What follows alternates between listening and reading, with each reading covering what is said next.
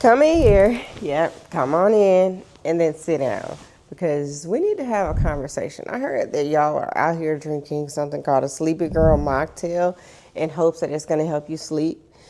Yeah, for those who didn't know, it's a viral drink that has tart cherry juice, magnesium powder, and some fizzy water that's supposed to have you knocked out like a baby and sleeping like a rock in about 20 minutes. Well, I'm Dr. Erica R. Jones, MD. I'm a board-certified family medicine physician who's going to explain the science to you.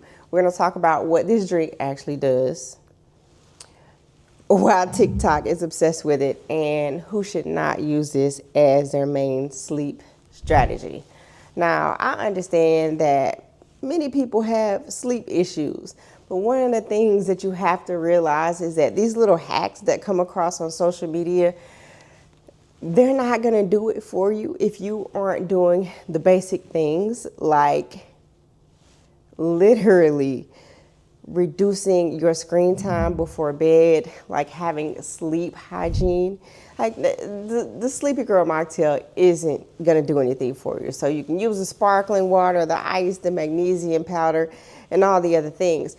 But if you have unaddressed underlying issues, it's not going to help you. So let me just explain a few things to you about the reality of what's happening. Now, there is a little bit of science behind tart cherry juice and magnesium, but it's way more like subtle nudge than like instant knockout to help you with your sleep. You got to look at these things as more of like a supporting role in a play versus like the main character.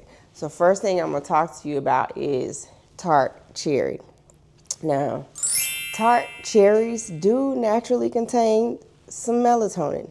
Melatonin is a hormone that your brain produces to tell your body like, hey, it's bedtime now, right? Melatonin is very important when you are thinking about your sleep-wake cycles. And there are some small studies where people drank tart cherry juice daily and they saw like a little more total sleep time and then like maybe slightly better sleep efficiency, basically like, less tossing and turning. And that's cool, but notice the key words that I am using: little and slight.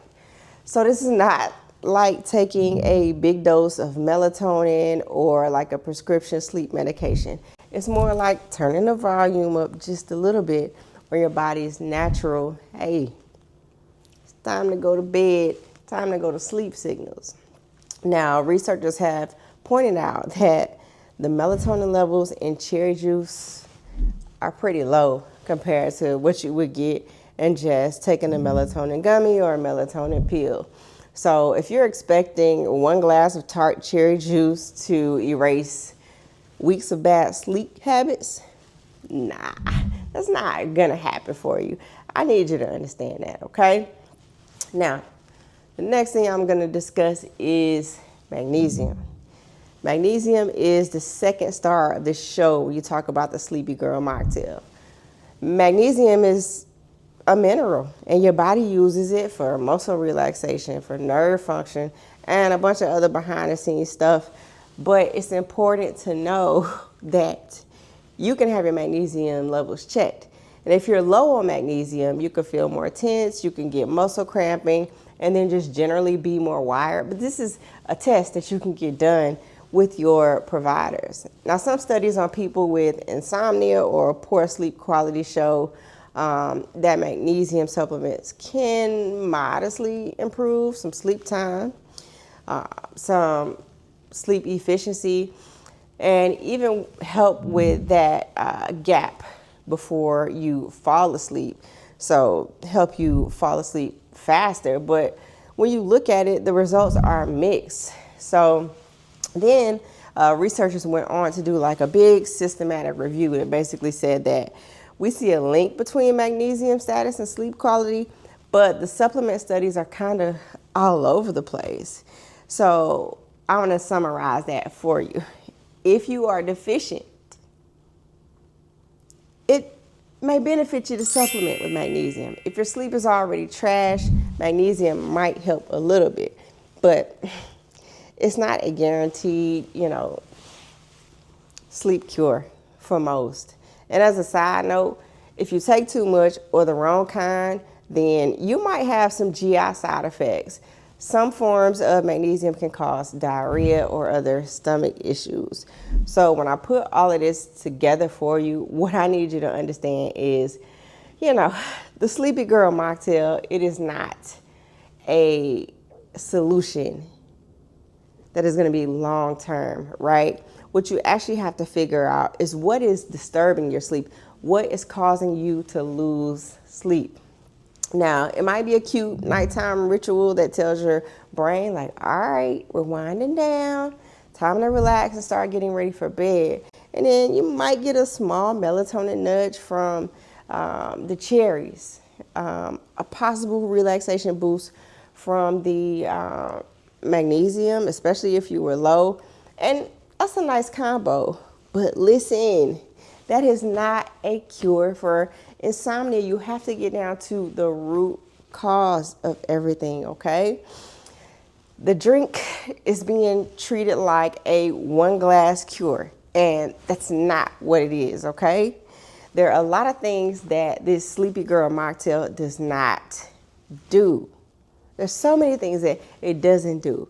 It does not cancel out scrolling on TikTok in bed for an hour under this blue light exposure that you're getting.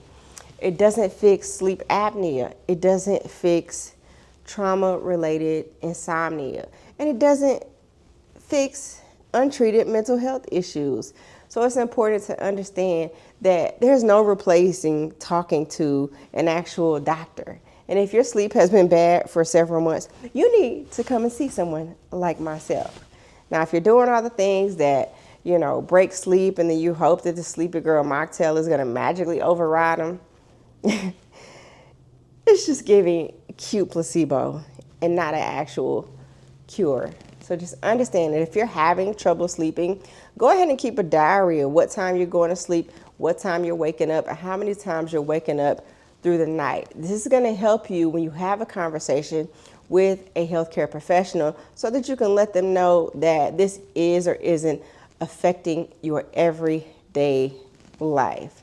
You have to understand that your sleep is an important part of your health, and then you need to be able to talk to someone about it and give them specifics just to let them know what you're experiencing at home.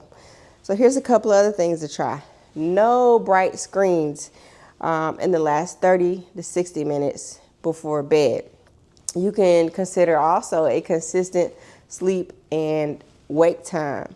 There's options on the phone where you can actually set like a sleep timer, so that you're not going to be disturbed by anyone with your phone. You can cut caffeine at least 6 hours before bed, and consider some low stress activities like reading, stretching, or breathing exercises before bed. But most important, just be honest with yourself. Document what's actually happening in terms of how long you're staying asleep, how many times you're waking up at night, how you feel the next morning. It's called a sleep diary, and that will help you when you get ready to talk to a medical professional.